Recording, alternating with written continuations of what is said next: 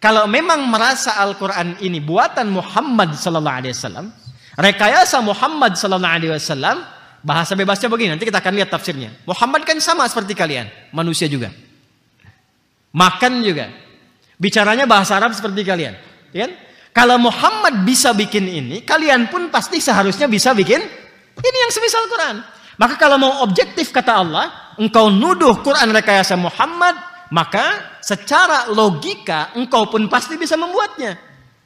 Dari 114 surat itu yang ada, Allah hanya meminta, datangkan coba satu surah aja yang semisal Al-Quran. Jika memang Muhammad merekayasa, Muhammad berbahasa Arab, kalian berbahasa Arab, kalian yang ahli sastra, kalian yang hebat bikin puisi, kalian yang mengikrarkan diri yang paling tangguh, ya, bahkan dalam puisi qasidah, syair dan qasidah.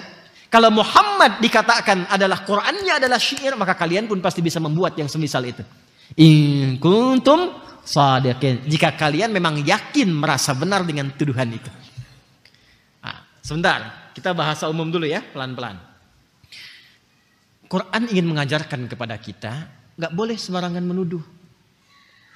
Sekalipun ada yang jelas-jelas salah pun, ya, kalau ingin mengoreksi, mesti punya argumentasi yang benar. Dan tujuannya bukan ingin merendahkan orang lain.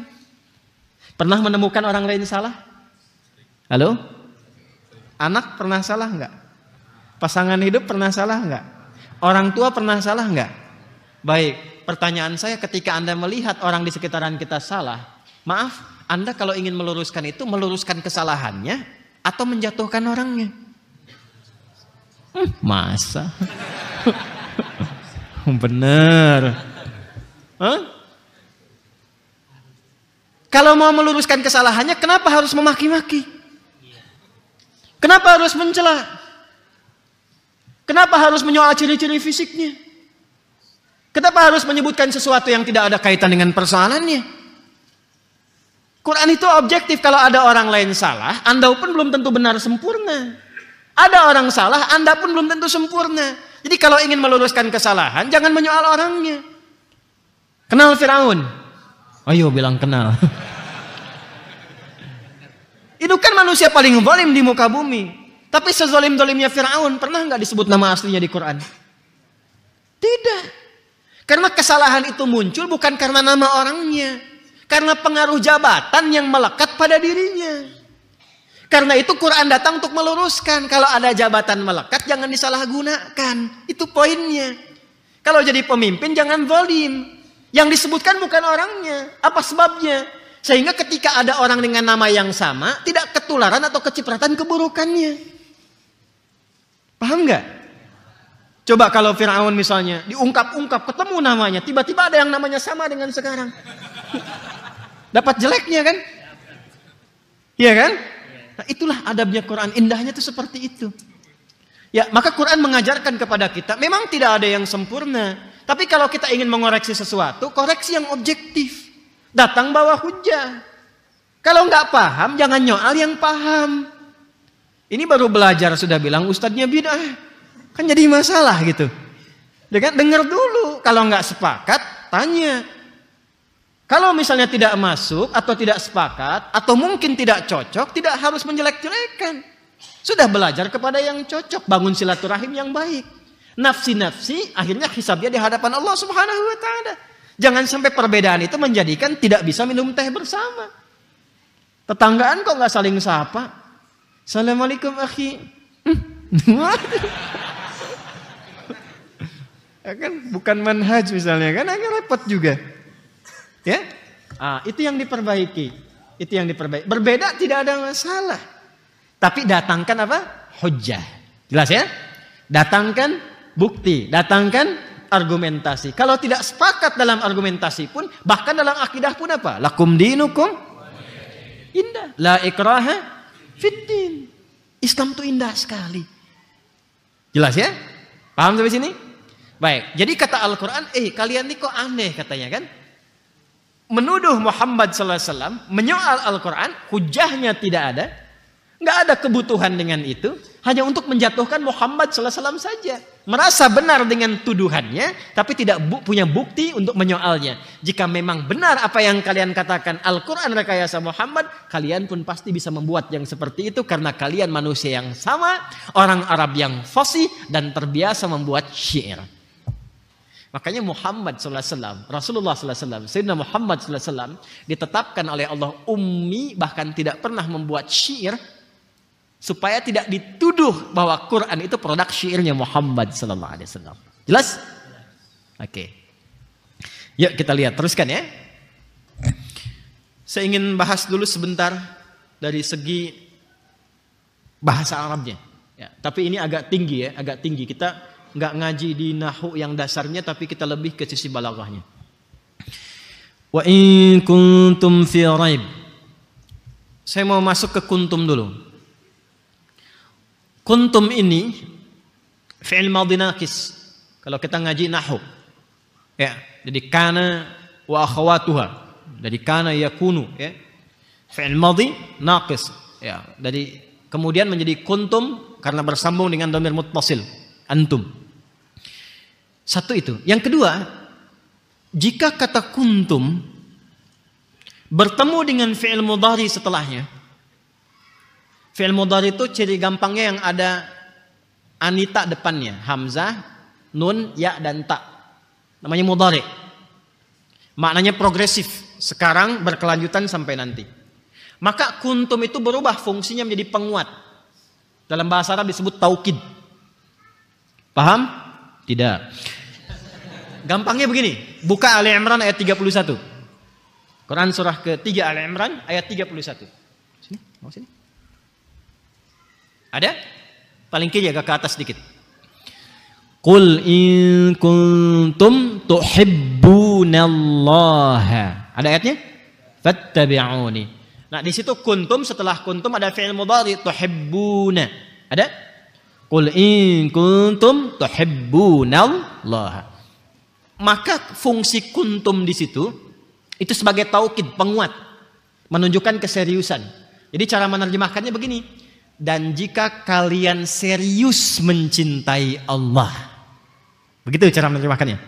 Katakan Muhammad SAW, viralkan kepada seluruh hambaku, kepada semua umatmu. Sampaikan, jika kalian serius mencintai Allah. Cinta dengan serius cinta, beda tidak? Beda kan? Ya, aku mencintaimu. Nah, itu semua bisa mengatakan demikian.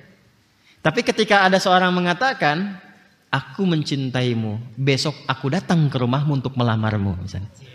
Itu serius namanya. Jelas? Halo? Paham ya?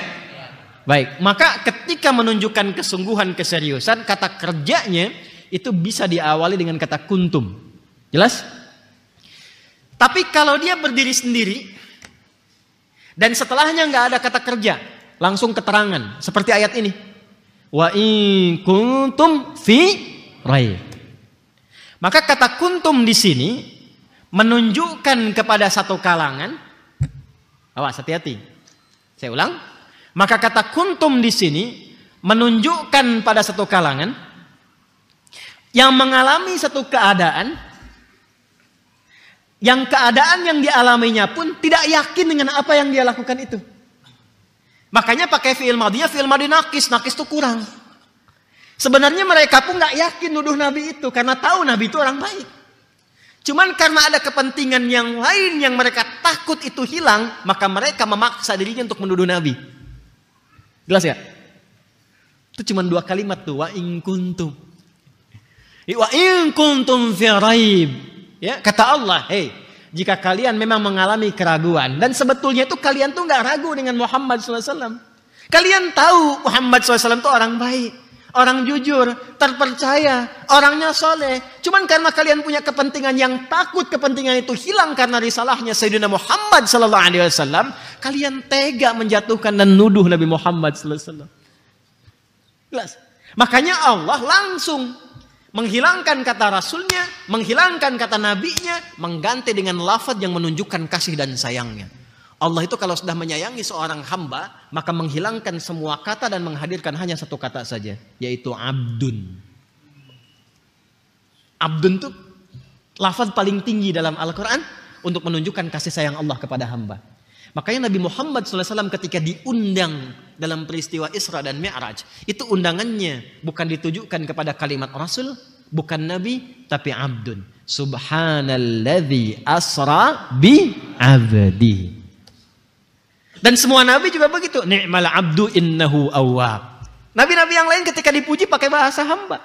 Jadi kalau sudah menggunakan kata abdun, artinya seorang manusia itu sangat dekat dengan Allah dan dia mendapatkan tingkat yang tinggi dari kasih sayang Allah Subhanahu wa taala.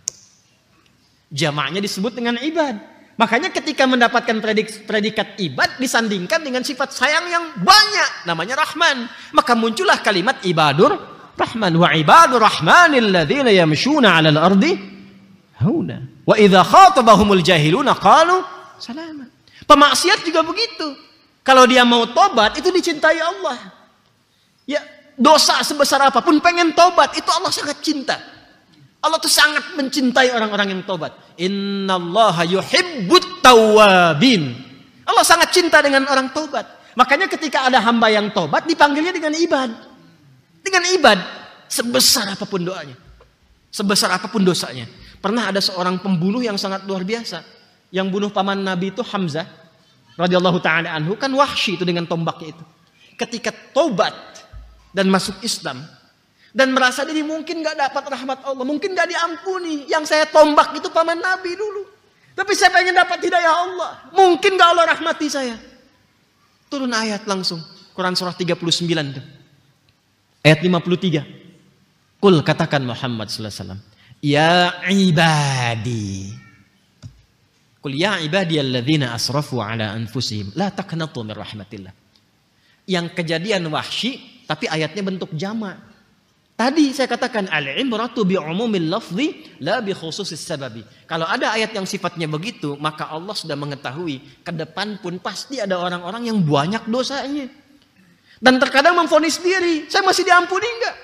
Dosa saya pernah begitu banyak, pernah membunuh, pernah mabuk, pernah zina. Allah masih rahmati saya enggak? Turun ayat ini. Seakan Allah ingin katakan begini, katakan pada Wahsy sekarang dan orang-orang setelahnya, siapapun yang merasa banyak dosa dan berlumur, dia ingin tobat, dia adalah hambaku yang aku sayangi.